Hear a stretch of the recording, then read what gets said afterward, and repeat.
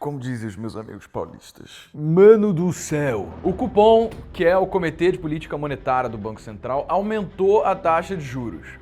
11,75%. O maior aumento percentual desde abril de 2017. Brenão, você tá falando grego pra mim, cara. Por que eu, um investidor de sucesso, né, acompanho jovens de negócio, deveria me preocupar com isso? Então, cara, é que na real você não sabe do como isso é importante para os seus investimentos. Mas calma lá, vou te falar tudo o que você precisa saber nesse vídeo. Primeiro de tudo, o que é Copom? Então, o Comitê de Política Monetária é um órgão que foi criado lá em 1996. Ele tinha o objetivo, assim como tem hoje também, de definir as políticas monetárias do Brasil, como, por exemplo, a oferta de dinheiro circulante na economia. E um instrumento que ele usa para fazer isso é através da regulação da taxa de juros, que a gente chama de Selic. Pensa no seguinte, a taxa básica de juros é como se fosse o preço do dinheiro. Eu não entendi o que ele falou. É isso. O Banco Central é responsável por regular a oferta de dinheiro que tem em circulação na nossa economia. Só que ele não coloca dinheiro de graça. Mas,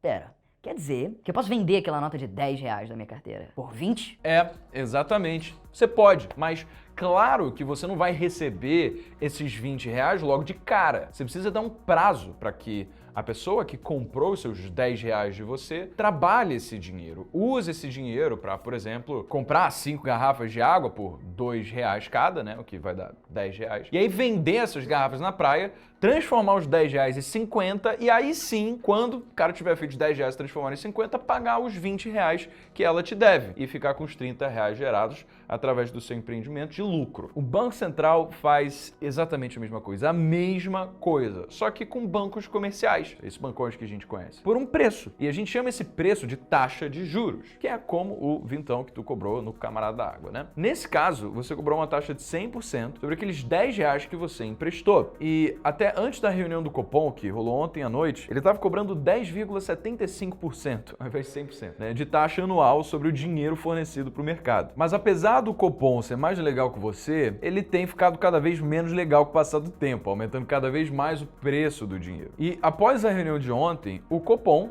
desse comitê do Banco Central, decidiu aumentar pela 9ª vez seguida a taxa básica de juros, dessa vez de 10,75% para 11,75% ao ano. Ah, Breno, mas é só 1%. Que diferença que isso vai fazer? Bora voltar lá pro Camarada da Água? Ó, se você aumentar a sua taxa de juros de 100% para 200%, cobrando agora, por exemplo, 30 reais pelos 10 que você vai emprestar ao vendedor de água, o vendedor vai precisar repassar o valor para o cliente. Então a água precisa custar mais caro agora. E aí ele vai cobrar 12 reais ao invés de 10 pela garrafa de água. E aí ele vende as garrafas, fatura 60 reais, paga os 30 reais que ele ficou devendo agora e fica com os mesmos 30 reais de lucro que ele ia ter quando a taxa era de 100% e não de 200%. Ou seja, quem sofre no final é o consumidor, que vai ter que pagar mais caro na garrafa de água. Agora, por exemplo, se você abaixar a sua taxa de juros para 50%, cobrando agora 15 reais pelos 10 reais emprestados ao vendedor de água, o que vai acontecer vai ser o seguinte: o vendedor vai comprar as 5 garrafas por 2 reais, vender por 10, faturar 50 reais porque ele vendeu as 5 garrafas. E na hora de te pagar, a você que emprestou o dinheiro, vai sobrar 35 reais no bolso dele. Olha só, isso significa que ele pode comprar 2 garrafas a mais na hora de reinvestir o dinheiro no próprio negócio. Ou seja, ele ganha mais margem e até conseguiria, inclusive, baratear o produto, o que refletiria no aumento do poder de compra do consumidor, que é poder comprar mais garrafinha de água. E, ou seja, é coisa boa para todo mundo, porque o produto dele fica mais barato para a população e o vendedor, mesmo barateando o produto, fica mais rico. Se ligou? E a mesma coisa acontece quando o Copom decide aumentar ou abaixar a taxa básica de juros. Quando o Copom aumenta as taxas de juros, o crédito, o dinheiro emprestado em empréstimos e financiamentos tendem a ficar mais caros. E o que acontece quando as coisas ficam mais caras? Isso tem um nome, se chama inflação. Agora, quando o Copom abaixa a taxa Selic, o propósito de fazer isso é reaquecer a economia, porque o crédito ele fica mais barato e mais pessoas agora têm condição de comprar mais coisas, porque o dinheiro que ele vai ter que devolver no futuro também ficou menos custoso. A diferença é lógico que o Banco Central não mexe com valores como 10 reais ou 20 reais, e sim com bilhões de reais. É exatamente por isso que uma diferença que parece insignificante como 1% faz toda a diferença na vida de todo mundo, pô. Imagina que o vendedor de água ficou bilionário, saiu na capa da Forbes junto com o Toninho Autopeças e agora ele não pede mais empréstimos de R$10 para o crescimento do seu negócio, e sim de 5 bilhões de reais, um aumento de 1% na taxa de juros, e representar um valor de 50 milhões de reais que precisaria ser repassado no valor do produto para os clientes, no caso para o vendedor de águas multinacional motherfucker conseguir manter a sua margem, né? Aprendeu com o Toninho Autopeço.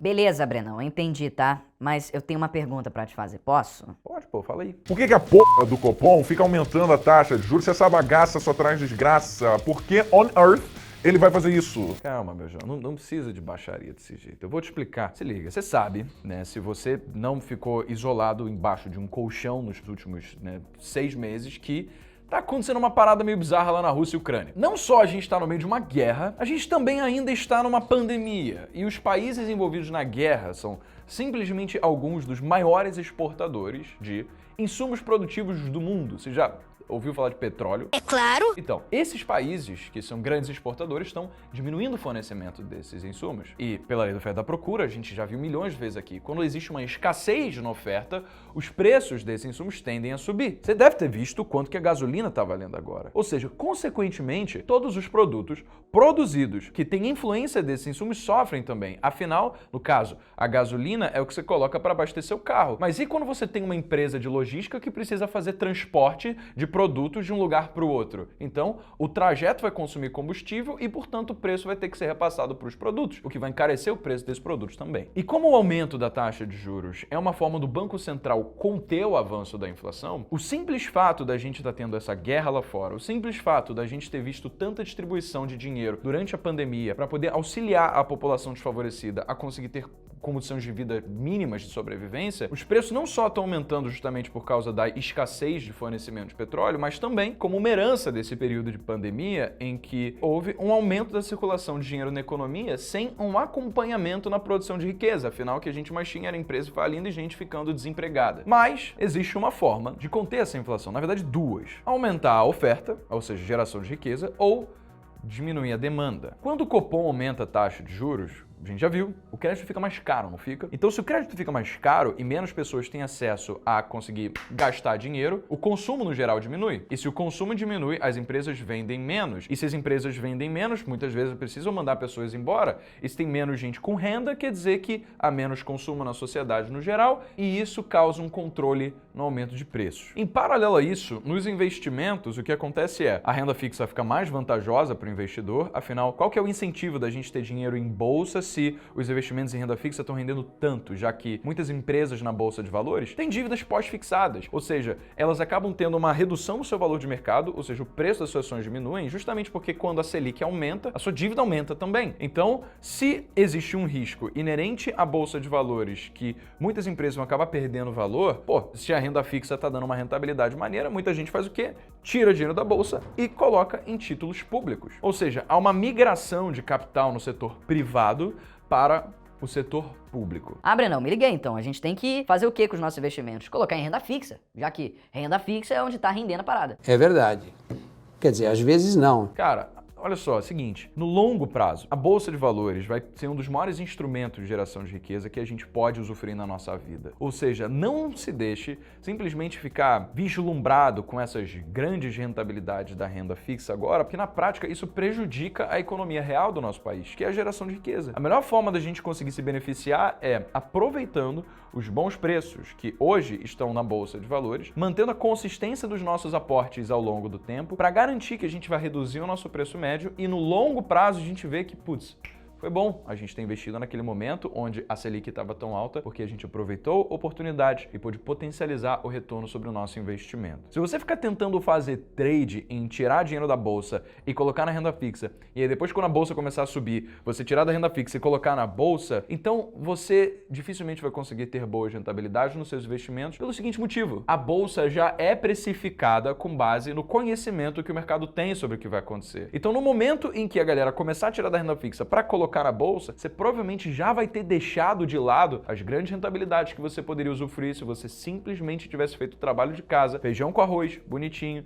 de investir todo mês na Bolsa de Valores ao longo do tempo, visando no longo prazo. Brenão, tô na dúvida, cara. O que eu faço com os meus investimentos? Eu coloco uma parte em renda fixa, pelo menos, deixo lá na bolsa de valores um pouquinho, mando lá pra fora, porque o dólar tá barato. Cara, se liga, ó, eu preparei um aulão super completo, falando justamente sobre análise macroeconômica, economia, falando sobre composição de carteira, para que você tenha segurança sobre o que fazer com o seu dinheiro exatamente nesse caso. Eu tô deixando esse aulão que é 100% gratuito aqui no link aqui embaixo, tá? Você fica até o final para garantir que você vai entender tudo. Então é só aqui embaixo, vai lá escrever, eu vou te mandar o aulão por e-mail para você conseguir ter segurança em relação a esses momentos de incerteza. Também deixa o like nesse vídeo se você achou que esse conteúdo foi bacana, se inscreve no canal e comenta aqui embaixo o que é que você tá fazendo com seus investimentos. Vamos agregar aqui pro debate, saber a galera o que vocês estão fazendo também. Então, beijo, eu não é pra você, meu nome é Breno Perrucho, esse é o Jovem de Negócio. Valeu!